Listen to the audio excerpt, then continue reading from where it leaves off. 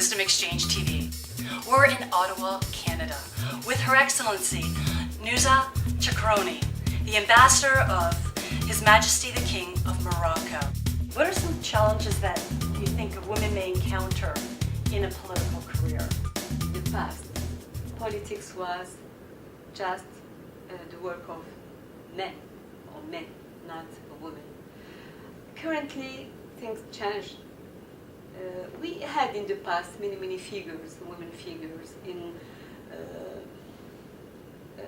political words, but also in some countries, Muslim countries like Pakistan, for example, Benazir Bhutto or others. So it's not something new, but it was something just limited. What we are aiming, just to make society equal. Everybody has the same chance to do what we want to do. And politics, I continue to believe that the change you can make in society can occur through the politics. So how women, they just should say to themselves that we were to be part of the construction in our society. We cannot let others build a society for us. This society won't be as we want it to be if we don't take part in this process of building. So we should just become responsible and take part. Now you say women should take part. Now I'd be remiss if I didn't ask you the question. I mean, there is a perception, particularly in the news for the last several years, that in Muslim communities, women are often suppressed and don't have a voice, can't have education, depending on which country they come from and all sorts of things. I'd like you to bring some light to that, particularly in the Moroccan context. You know, you've mentioned equality. So, I mean, I would imagine a lot of our audience is equality, Muslims. We've never heard that before. Could you talk a bit about that so people can get another side of that Morocco is trying to achieve that, but yet it is very much a Muslim community, an Arab community.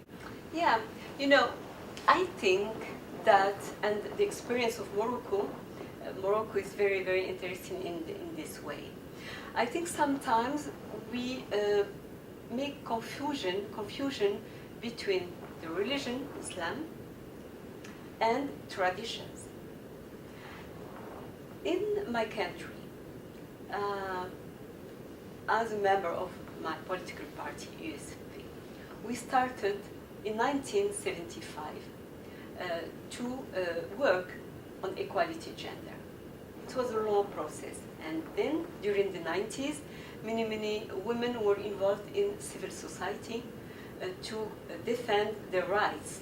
So just to say that we have a history in fighting for our rights. It's something started very as I said, during the 70s and 90s. And it takes time because society, it is a choice, in fact. You can just come and make something sharp, and there is a risk to implosion of the society. And there is another way.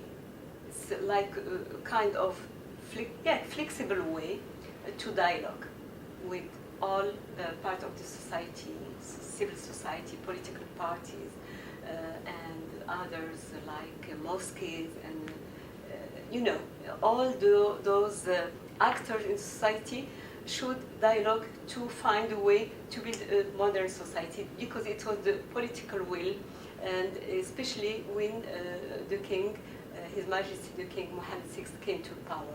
He was committed, and he said that this in his speech, in the throne speech, he said that democracy will be the choice for our society. And democracy means equality, and gender equality also. It's a part of democracy. And then His Majesty put together, he set up a commission. This commission was multitask and multidimensional. They were men and men and women from religious side, from political side, from civil society, and all these people, they started to examine,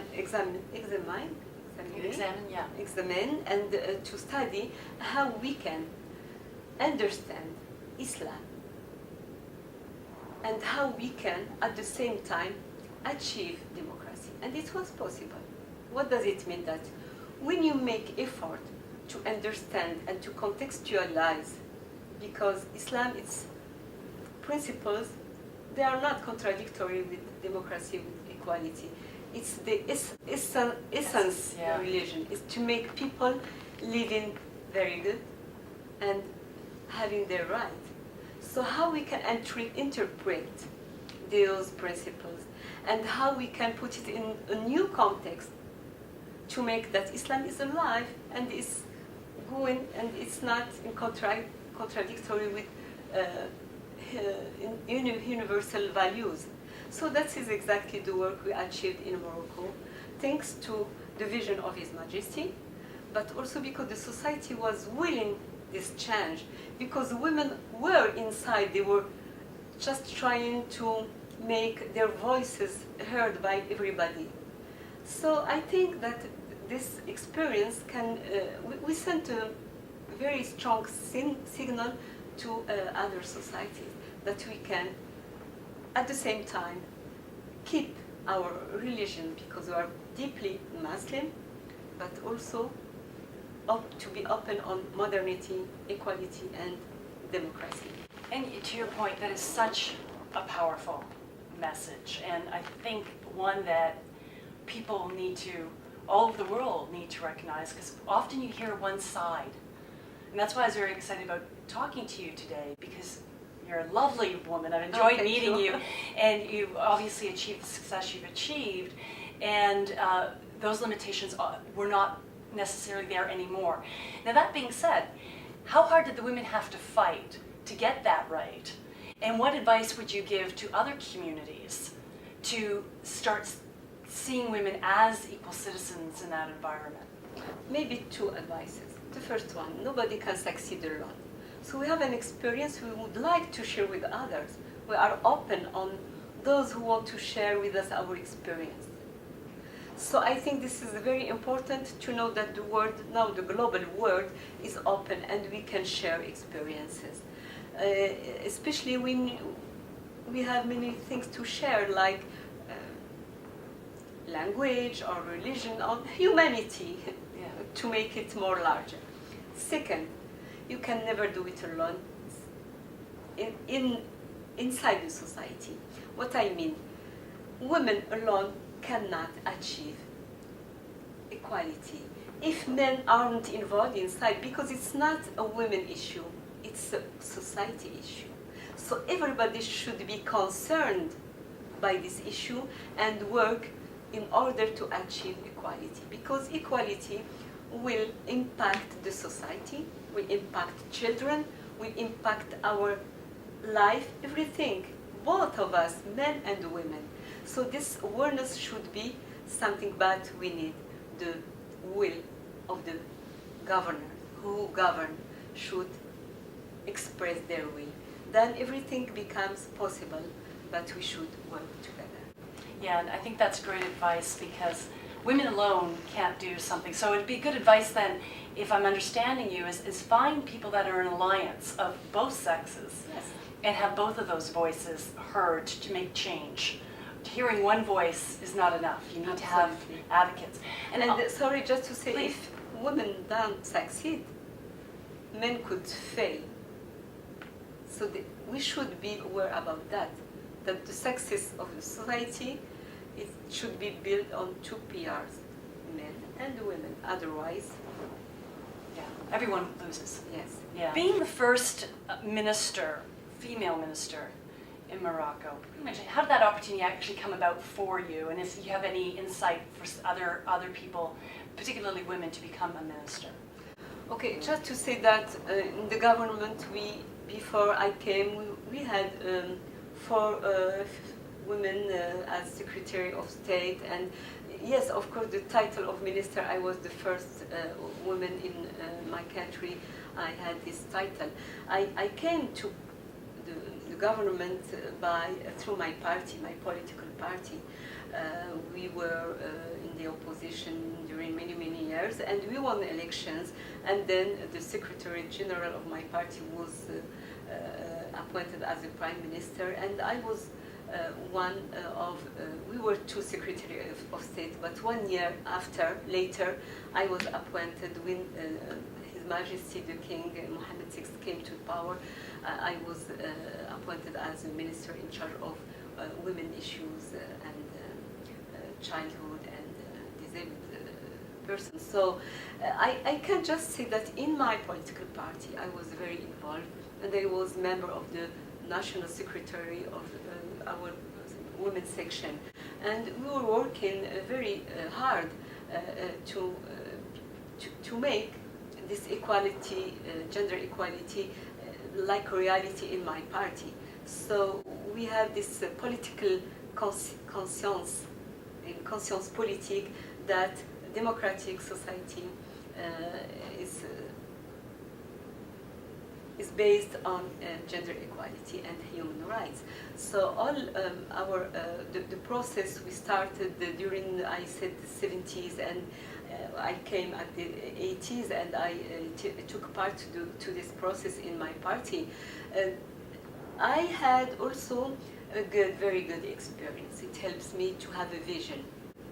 My political party appointed me as a representative in an international association, political association, which is the International or Socialist International. And my experience abroad at the international level helped me also to have an overview about what is happening outside. And other women were in our situation, and they were fighting for a long time to achieve the equality. And we had some just examples to follow, and really it was very important. It has very big impact on my party.